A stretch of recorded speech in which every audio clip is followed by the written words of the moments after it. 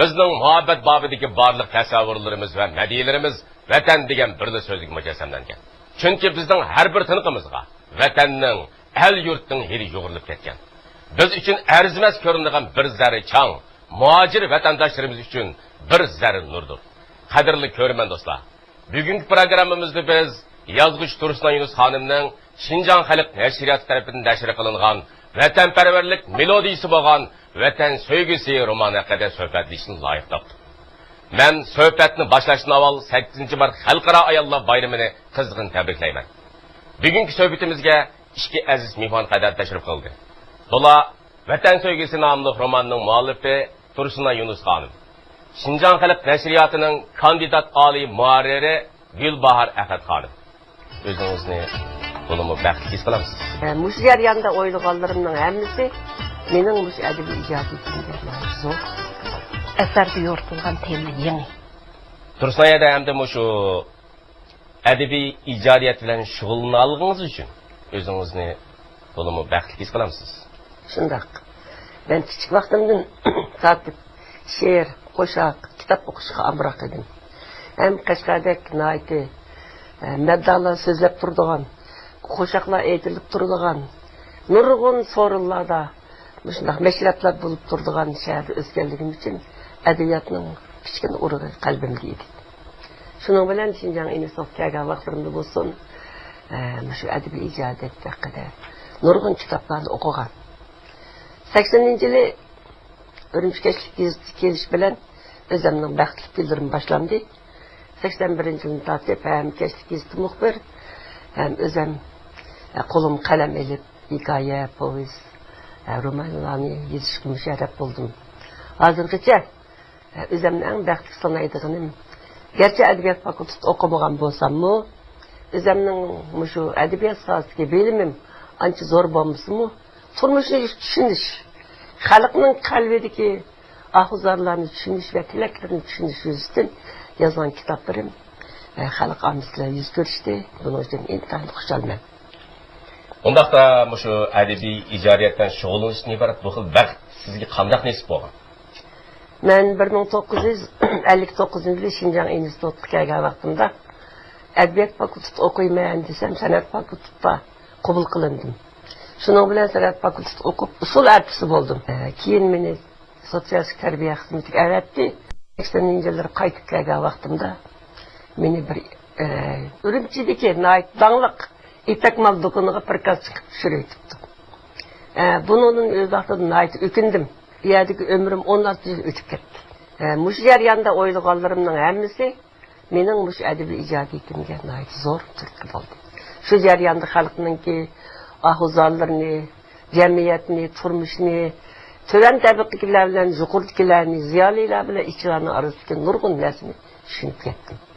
Ki o'ylab baxsam bu garchi menga shu vaqt eg'ir kelgan bo'lsa-mu, hayotning har bir daqiqalaridagi har bir inchki vositalarni o'rganish fursatim bo'ldi deb o'zim xursand bo'ldim. Shuning bilan adabiy ijodiyatga mo'l tajriba va mo'l vaqalar menga nasib bo'ldi. Mayli san'at kasbidan shug'ullanaylik, mayli adabiyot kasbidan shug'ullanaylik, hech bir-birini to'liqlaydigan panandi. O'zingizning shundaq san'at kasbida o'qib qolganligingiz, xos adabiyot kasbida o'qiganligingiz uchun pushaymon qilmaydigansiz. Pushaymon qilmayman. Men o'yladimki, san'at insonlar ortlanmaydigan bir fan ekan. Agar bir odam san'atni o'qib, keyin boshqa bir fanni o'qisa, u o'zgacha. Garchi tabiiy fanni o'qisa, san'atlik bir xil yashaydi ekan degan nisbati keldim. Ama aynı vaqtida buni his qilmagan. Yosh, o'zim nurg'un narsalarni tushunmay. Hozir o'ylab baxsam, san'at insonga intayin zo'q berishlaydigan bir kasbga. Gulbahor har qanday bir asar nashriyatga topshirilganda cho'qim uniki nashriyatdagi tarixli halqalari bo'ladi. Asar nashriyatga topshirilgandan keyin shu asarni o'qib, bog'lab, undan chiqarish yoki chiqarmaslikni bekitilgan gaplarimiz. Siz çoğanda muşu əsərinin qaysı tərəflərinə əsasən sizlər bu romanını nəşriyyatda nəşr qilish planını vücudga chiqardinglar. Bizmi əsər oxuyan vaxtımızda, əsərə bağ bəgən vaxtımızda vəqəlikçinmi, turmuşçuluq barmı, vəqəlik qızqarlıqmı, tərbiyə əhmiyyəti barmı, bazarlığı barmı deyəndək müşdən nurğun cəhətlərdən çıxış qılıb əsərə bağ verimiz. Men bu əsərini işxanda vaqt çıxaramay, öyge ekitib oxudum. Öyge ekitib, birinci gün akşamı keşlik tamaqdan keyin əsərini qo'limga ilib, o'tirib bir o'qib ekanman. O'qigancha vaqalik ichiga qiziqib ketib, shu bir o'tirishimda originalda 300 betga yaqin mazmunni o'qib tugitibman. Shuning bilan atsimi oldirdim bu kerak o'qib tugitay deb. Atsimi o'yganimni yana shunda qiziqish ichida bu asarni o'qib tugatdim. Bu asarning menga ta'sir qilgan yeri shu bo'ldiki, birinchisi asarda yoritilgan tema yangi. Uningda shu Sovet ittifoqiga ko'chib chiqib ketgan Uyg'urlarning kechmishlari yozilgan. Yana birisi bu asarningki vaqalik jiddiy. Ta'sirchanlik kuchlik, anki boshdan oxir izchillikka ega. Gerçi ommabop asar bo'lsa-mu, uningda oddiy bir dialog, oddiy bir voqealar orqali personajningki ichki mohiyatini qizishga olaydi kuch chiqarilgan. Endi yana bir tarafi har qaysi davrning olaydligi, davr ro'yi chin aks ettirilgan. Ana shu nuqtalardan men avtorningki oqniyati pak ta'risingan bu asarni o'qirmanlarga tezroq yetkazishga oldirdim. Shu asarni qo'lga ilib bir yilning ichida o'qirmanlarga yetkazdik. Shu Vatan sevgisi adlı romanninki ro'yobga chiqishida cho'qim ma'lum bir sabab bo'lsa kerak. Bu tema izchil davomlashib kelayotgan muqaddas tema. Biz vatanni shundoq sevamiz deb ko'z yoshlar to'xtamadi. Vatan sevgisi nomli bu romanga qaraydigan bo'lsak, roman xeli cho'ng hajmli roman. Roman 3 qismdan tashkil topgan. Birinchi qismi Ansiz yillar, ikkinchi qismi Vatan sevgisi, üçüncü qismi Tashlanib o'tgan kunlar. 3 qismga bo'lingan, uning ustiga Uyg'ur adabiyoti uchun yangiroq bir tema bo'lgan. Shu Vatan sevgisi nomli romanninki ro'yobga chiqishida cho'qim ma'lum bir sabab bo'lsa kerak. Unda bo'lganda Tursunayda siz qandaq bir omildan turkisira shu romanni yozib o'ylab qoldingiz? Men 1989 yılı 1990 yılı ikki qitim Almata, Toshkentlarda ziyoratlarda bo'ldim. Shu yerga yozuvchilar, shoirlar, nurg'un vatandoshlar bilan uchrashdik. Hammasi shu asham ikkinchisi kalsaklar, qadrlik yurtdoshim bir suyib olsam, seni bir quchoqlasam deydi. Voy yo'q, biz unda suyish quchoqlashlar yo'q desam, sizlarni so'ysak vatanni so'ygandek bo'lamiz. Sizni quchoqlasak vatanning 7 kiloda unda qilmanglar. Biz vatanni shundoq sevib ketdik deb ko'z yoshlar to'xtamadi. Qaytib kelgandan keyin uzun yilga Ulamdan zaril ketmedi.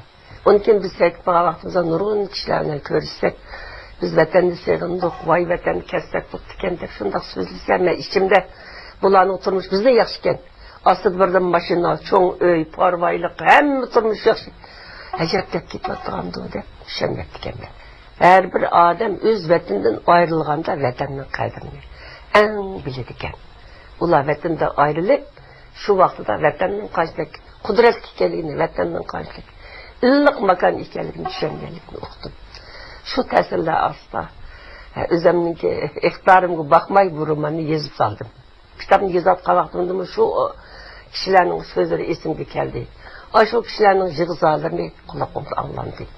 Balkim mendan qobiliyatim yaxshi bo'lmag'achqa u darslarni yaxshi yozolmagan bo'lishi mumkin. Ammo shu ko'rganlarimdan bir tomchi suv sundim deyalayman. Unda Gulbar Vatan sevgisi nomli romanninki shu ideyasiga munosabatli fikrlar haqida o'ylaganlaringizni deb baqamsiz? Bo'ldi. Bu romanda davatimiz boshdan oxir vatanparvarlik ideyasi singdirilgan. Bizning hozirgi zamon adabiyotimizda bu tema izchil davomlashib kelayotgan muqaddas tema. Endi mening his qilishimcha bu asarda bu temaning ifodalanishidagi bir ustunlik nima deganda bu ustunlik bu asarda vatanparvarlik nayt cho'ng ishlarda dabdabilik, bundaq saltanatli ishlarda vujudga chiqadigan bir g'oyivona hukm bo'lib qolmagan. Balki avtor mushu ideyani ilgari surishda o'ziga xos bir ijodiy yo'lni tutib, bu vatanparvarlikni konkret real turmushga qaytarib kirgan, ya'ni ijtimoiy axloq, kishilik turmushdagi hamma mohiyatli taraflarga kirgizgan. Bo'libmi shu chet eldagi Uyg'urlarning har kuni, har soat, har daqiqada vatanni seg'inishi, pushaymonlari, ohuzorlari naytdan ta'sirini bezilgan. Андым şu авторныңки мушындак bir hayat baxsh temini g'aybi dunyodan mush real dunyoga, real ijtimoiy hayotga akirib, adabiyotimizning keng sahnasida mushuni uchrashtirganligi meningcha mush romandagi muvaffaqiyatga chiqqan bir taraf. Shu yerdagi bu 3 ayol personajninki muhabbat tragediyasi odamni qattiq azoblaydi. Tuyuladigan, ham ularni sharaf his qiladigan, menga unutilmaydigan, iftiqorni his qiladigan bir film. Tursunayda asar baş qahramoni Hasanjon, Mahmud Qari qatorliq bu shaxslarningki asarning 5 yillar biz bilan yuz ko'rishning o'zi bizningki shu 30-yillardagi vaziyat bo'lgan tushunchamizni, shunaqla vaziyat to'g'risidagi shu bahoyimizni aksar to'lib ekan. Undan boshqa asardagi yana bir taraf personajlarning shu ayol personajlarning obrazini va xarakteristikasini yo'rtishga alohida kuchapsiz. Masalan, asardagi Oyim, Rayhon, Zulfiya qatorliq personajlarning alohidligini, xarakterini, obrazini yaxshi yoritibsiz. Hamda bu personajlardan Rayhon bilan Oyim 30-yillarda shu başqa o'zining qandaşlara qo'shib yaxshi ketib qolgan. Undan keyin Zulfiya shu yerda tug'ildi. Uningki o'g'li Juratmi shu Toshkentda tug'ildi endi. Lekin shu yerdagi bu 3 ayol personajninki muhabbat tragediyasi odamni qattiq azoblaydi. Oyimning beshig'i kelgan muhabbat tragediyasi Rayhonning beshig'i keladi. Rayhonning beshig'i kelgan muhabbat tragediyasi xuddi udum qolgandek Zulfiyaning beshig'i keladi endi. Unda qo'yni siz mush personajlarninki shu muhabbat tragediyasi haqida to'xtalib baqamsiz. Bo'ldi. Oyim oddiy dehqon qiz. Sodda, o'yliqi, mundaq bir tek qarshi turishni o'qmaydigan, yaxshi qizdi. Endi u kelgandikin qandaqdir u yerda. Kolxoz raisininki biz chiqib qoldi. Shunlar uning nurg'un bomog'ir ishlarni qildi. Hatto bir ishqitim o'zining qizi Rayhonmi bu ishlarni ko'rib qolgan ekan. Bu ayol intayin azoblandi. Men agar mushundaq turmush oldida Hasanjonga qanday qarayman? Xalqning oldida qanday beshimni ko'tirman deb bu ayol intayin azoblanib, axir shu yerdagi yerlik ayollar shunday qiladi ekan. O'zi bir narsa uchrab qolsa, chidamaganda o'ziga birdan yo kirsini yiqib o'lib oladi ekan. Bu shu yo'lni tanladi. Uning uchun bu Rayhon hamda bu apsniki qoldi. Xuddi u kolxoz raisi bo'lgandek buningga yepishib oldi. Yepishib olganki Rayhon bunday ojizlik qildi, biroq u apsning tajribasi. Apsning asar guzashini o'ylagan ekan kolxoz raisiga aytdi. O'ch bo'lib yashadi. Zulfiya to'y qildi, Toshkentda o'zidan birga o'qgan chiroyli yigit bilan baxtxushal bo'ldi, baxtli his qildi. Yurtga ketmoqchi bo'ldi. Shu oraliqda ular yigitniki ota-onasining tashiga berib, chiroyli qaynab turib ta'zim qilib, yaxshi kunlarni o'tkazib, vaqt qo'shib qilib Zulfiya qaytib keldi. Olmas dadasi og'rib qilib yerda qolib qoldi. Dadasining o'limini uzitib, baga vaqtda chibra etilib qoldi. Bularning 20 yil o'sha 30 yilga yaqin bularni hijron azobi tortdi. Demak 3 ayolning vaqasamiz izchillik ega bo'lib ketdi. 3 avlod ashundaq zulm tortib ketdi. Men bu 3 ayolni 3 davrga bag'ishlagan bo'ldi. Har bir davr degan shunday ahvollar bo'lib keldi. Undaqda biz romandagi shu Sovet ittifoqining vatan urushi mazgilidagi Uyg'ur qiz yigitlarimizninki ahvoli shundaqla asardagi bir qism personajlarninki taqdiriga munosabatlik qurlarni kitobdan o'qib ko'raylik.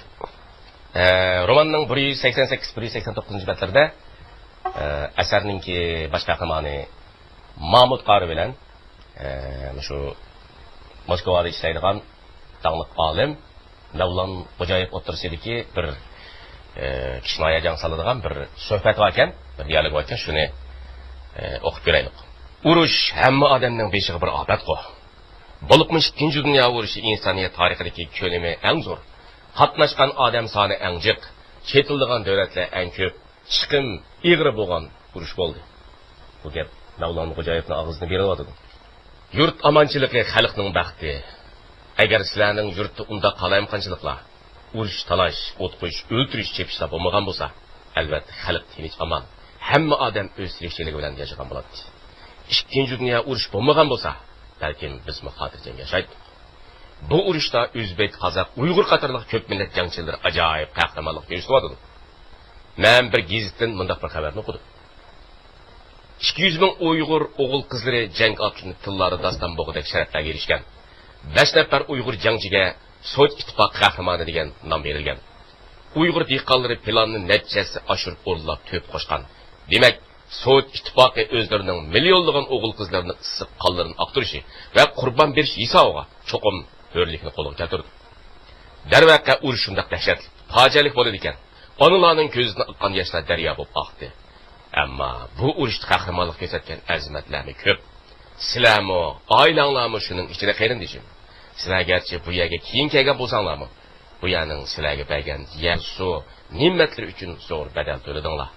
Ularning oqqan qonlari, qurbon bo'lgan jonlari hargizmi bekorga ketmaydi. Balki tarix sahifasida mangu qoladi. Mavlon G'o'jayev Moskvadagi xizmati shuncha aldirash bo'lsa-mu, Rayhonning dadasi bilan erining ish uchun bu ishga mas'ul harbiy komitet ko'p qatim berib, arxivdan izlab tekshirib oladi qildi. Telefonlashib turdi. Urush oxirlashgan bo'lsa-mu, har qaysi frontlardagi jangchilarning arxivlarini aqtirish va ahvolni egilash so'l tutadigan ko'p kuch sarf qilinadigan xizmat bo'lg'achqa, u 15 kun bo'lganda ondan Hasanjon bilan Abdurahmon Osmonovning ahvolini bilishga muyassar bo'ldi. Demak, mana shu Sovet vatan urushida bizningki nurg'un qiz yigitlarimiz Sovet hokimiyati uchun, insonparvarlik uchun qurbon bo'lgan. Baydidoq nurg'unlari har xil mukofotlarga, hurmatlarga nail bo'lgan 5 nafar Sovet ittifoq qahramoni maydon keldi dedik. Bulardan biz misol qilib tövandagi kishilarimizning ismini suyunish ilkadatiga olsak bo'ladi. Masalan, buning ichida Sulhiy Lutfulin, Ma'sum Yaqubov qatorliqlarningki ish izlarimni aytdi. Gavdilikkan tarixda. Buning ichida Ma'sum Yaqubov o'zi yolg'iz dushmanningki 18 tankisini bijit qiladi ekanda, o'zimi kim qurbon bo'ladi ekan. Bulardan boshqa yana Moskvani qo'g'dash urushidagi Shavkat degan kishining bizni aytdi, hurmat bilan askariyat ekanmiz. O'zi yolg'iz Moskvani qo'g'dash urushida 50 nemis askarini o'ltirib qo'ygandan keyin oxirida quchoqlashib jang qilish jarayonida qurbon bo'ladi ekan. Undan boshqa shu Sovet ittifoqiningki shu sharq shimoliga besib bergan yapon alvastlarniki shu kanton armiyasini yo'qotishga kelgan qo'shinlar ichida bizning bu kishi Abdulla Baqiyev deyiladi ekan. Balkim bizning shu sharq shimolni yapon alvastlarining qo'lidan ozod qilishda balkim shu Abdulla Baqiyevga o'xshash nurg'unlagan jangchilarimizning, yigitlarimizning qonlari aqqan bo'lishi mumkin. Ularning jasadlari shu yerga qolgan bo'lishi mumkin endi. Demak, siz mushularni yozgan vaqtingizda men baylagan mushu materiallarga balkim ta'tiringizda aqdigan bo'lishingiz mumkin endi. Yuqorida aytgan mushu real shaxslarningki to'pisini qanday qilib romanda aks ettirishni o'ylab qoldingiz tursa edi. Hem bular oyluğunum nima degan vaqtida biz qandaqlı joyga borsak biz bir Uyg'ur. Bizda ashundaq bir yurak bor ekan. O polkovnik deydi ku. Bularda bir qahramonlikdan boshqa bir xil qaramliqim bor ekan deb. Bu ehtiyot qilaman desa urushda mumkin emas. Mushu ruh qandaq yetildi desa nurg'un odam yetilmaydi. Men nechun qurbon berishim kerak? Yashashim kerak desa siz uni zo'rmaysiz. Uni bular bizim minnatsiz. Hech qandaq bir odam zo'rlamagan, hech qandaq o'zligidan qilyapti bu ishni. Ixlosi bilan, bu mana bizningki eng cho'ng darajadagi suyunadigan, ham ularni sharaf his qiladigan, menga unutilmaydigan, iftixorlik his qiladigan bir ish deb bilaman men. Men bir material qarsam, shu oldingi frontda shu razvedchik xizmat ishlayotganlar ishga olib ini bor ekan. Siz mush ishga AKN'ninki shu jangdagi shu razvedchilar ekan, shu alaylarni, ularning chivarligini, botirligini, shu Hasanjon obrazi mujassam deganda qilasiz. Endi bu ishga AKN shu razvedchilar qo'shinining oldida mangadi ekan. Ularning bir qo'lidir avtomat bo'lsa, dumbisida qashqarg'obi bor. Urushdan tushgan vaqtlarning o'zida shu jangchilarningki ko'ngil vazigara olib ko'ngil ochid ekan, ham usul o'ynab ko'ngil ochid ekan. Kayfiyatni tashlaydi ekan. Bularning qahramonlik izlari bu shu bir aytdi tipik aldiki bir material ekan endi. Buni asarda yaxshi aks ettiribsiz. Yana bu ishki AKN'ninki yana bir ulug' to'pisi meni təsvirlənlərə yeni oldusu işki akeni, şu Sovet Qızıl Armiyası Berlinga hücum qilib turgan vaqtning o'zida eng oldida yana şu qo'shinning oldida yana şu ishki akeni kirdi ekan qarang. Oqibatda şu Reichstag binosi hücum qilishganda bular naiti maqlacha qurbon bo'ladi ekan. Mushki akkuninki şu timsoli şu Hasanjonda o'z qarandib qanday qilib tursin ayda. Agar vaqalarni egalisek shu ishtim roman bo'ladi. Endi men buni Hasanjonning ro'yiga mujassamiz Endi vatanning qadriga yetdi. Vatanning hidi suyi tuprog'i hamma nimiz biz uchun tebulsiz qimmatga.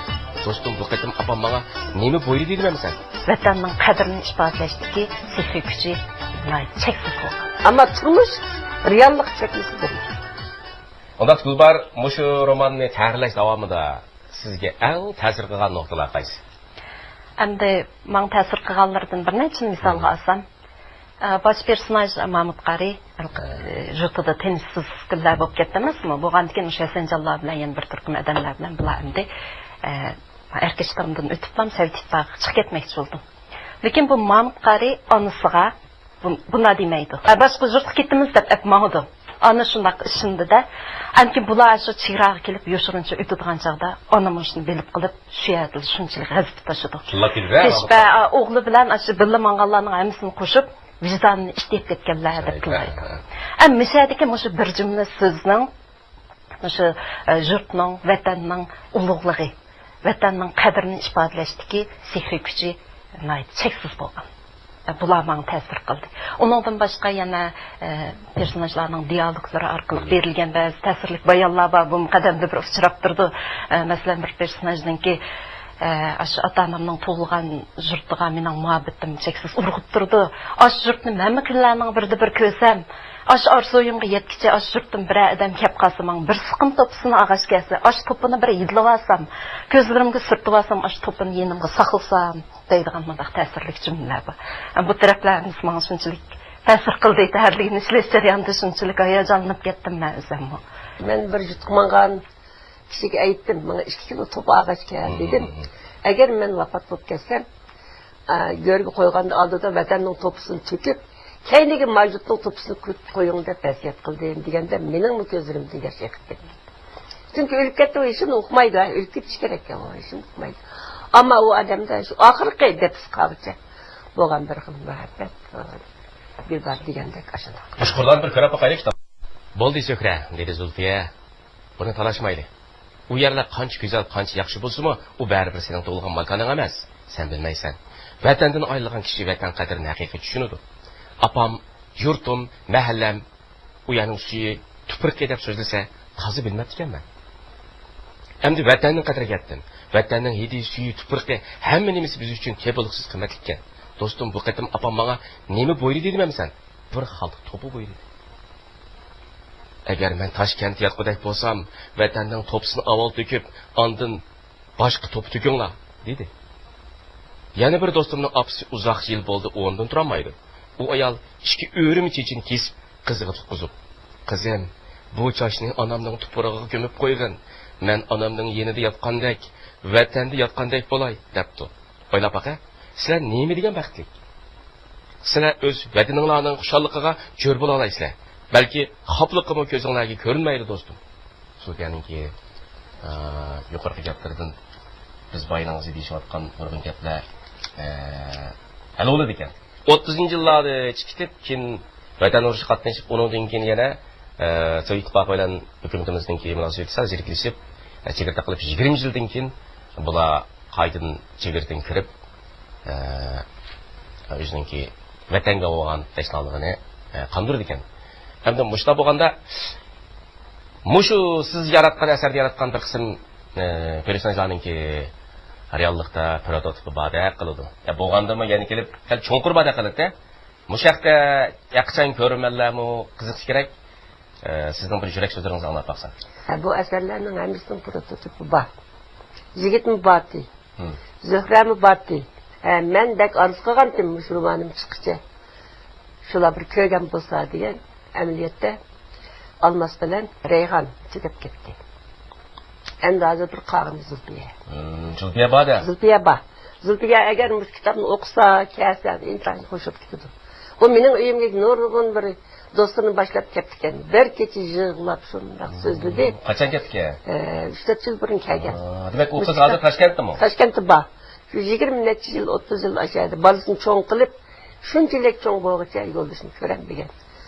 Uni intayin yaxshi ko'rdi. Almasni. Almasni yaxshi ko'rdi. O shunchalik orzu qildi. Lekin vatan kelgan vaqtida u vatan tuprog'idan besib o'shdan ketdi. Men vatanim keldim, yo'ldashimni ko'rdigan bo'ldim, bolarimni ko'rdigan bo'ldim. Hep shunda xo'shal bo'ldi. Biroq ahvol asan bo'lmadi-da. Lekin nurg'un ko'ngilsizlar bo'ldi. Yana oxiri men olmasni yoshni qishib aratdim. Chunki buni sevgan, tunji sevgan qiz edi. 30 yil buning dani tatgan ayol. Chunki cho'qim oldiga berish kerak deb bir almasligini ko'tarib, ashaga berib, doktorxonada yotgan ayolni yo'qlab qo'ydi. Ya'ni bir daqiqa sizga deydiganim, Svetlana bilan Juratning muhabbatini yozdim. Ministr bo'lgan qizning dadasi bu narsani naturally hal qildi. Uyg'urlarning aytdi, e'tiqodchan, o'zining turmush odati bor, yaxshi millat, bizga to'g'ri kelmaysa balam uningga desa, unimidi? Lekin ikkisi yig'lashdik, axir olmay ketgan Moskvaga keyin avatib, ikkisini bir qarliq kechdi, murodiga yetkazib, yig'latib, kuldirib, yana ayryaptınız. Ikkisi endi to'y qildi. Sen to'y qil. Qaysimiz burun to'y qilsak, yaxshi ko'rishimiz ko'nglimiz bo'lsin. Ama biz yaşaylı degandir men. Nimish qundaq dedim? Her bir odam o'zining muhabbatini qadrlash kerak. Ama turmush reallik çökmesi bo'lmaydi. Hijrat shundaq davomlashib keldi. Eng axir o'zim xo'sh bo'ldim. Chunki bular hammasi qandaqlikim bo'lmasin bir go'zal turmushga ega bo'ldi deb xo'sh bo'ldim. Vatan sevgisi nomli roman o'sha vatanparvarlikka yangitilgan bir kuy, bir melodiya bo'lish bilan bunun çoxum tərbiyə əhəmiyyəti olğan nöqtələr var. Siz ondaqda məşhur Vətən Söz İslamlıq romanındakı tərbiyə əhəmiyyəti nədə qarayırsınız? Amma hazırki yaşlarımızda çətki çoxumuz ideyası güclü bolğan şunda bir dövrdə bundaq əsərlərin vücudğa gəlişi zəruri əhəmiyyətə ega deyə qarayman. Əmdə o kişinin yurtidagi asayişlik, esil turmuş degan bu odamga o'tkinchi emas. Bizning ko'nlarimizda o'z uyingning xo'shligi, putqolingning bo'shligi deydigan gap bor. Demak, vatan xuddi uyga o'xshaydi. Har qanday odam o'zining uyida erkin yura oladi, ozod yurdi, degan qilgan bo'la oladi. Shuningga o'xshash, ona vatan, ona tuproqda odam haqiqiy ko'klay oladi. Xuddi yurt qo'g'disang, o'sarsan, qo'g'dimsang, o'charsan degan gapga o'xshash, har qanday odam o'zininki tug'ilgan makoni, yurtiga, vataniga butun muhabbatini beg'ishlasa, ondan o'zininki shu fidokorligini ko'rsatsa, ana shu zaminda o'zining hurmatini topa oladi, odamiylik qimmatini topa oladi. Shunga mushu nuqtalardan qaraganda bu asarninki o'zaqqa kelişi, hozirgi yoshlarimizningki milliy ro'yini, an'anaga varislik qilish ro'yini va davr ro'yini o'stirishiga alohida tarbiya ahamiyati bor. Kitob ilm fanning, madaniyatning, tarixning xazinasi. Kitob har bir shaxsning ma'naviy fondi va ma'naviy kamolat guvohnomasi. Kitob bilan o'tgan hayot Gülistondir. Kitapsız ötken hayat zimistondir. Qadrli ko'rman do'stlar, bugungi suhbatimiz mushayat oxirlashdi. Xayr xo'sh, kelar aksan programmamizni ko'rishaylik. Omon bo'linglar.